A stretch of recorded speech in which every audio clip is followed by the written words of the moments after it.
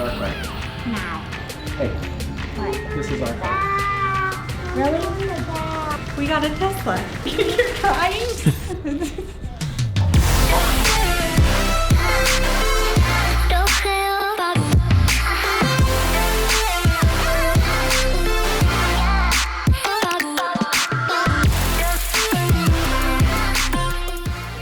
2,102 days ago, I sat in my first Model S and I wanted a Tesla every second.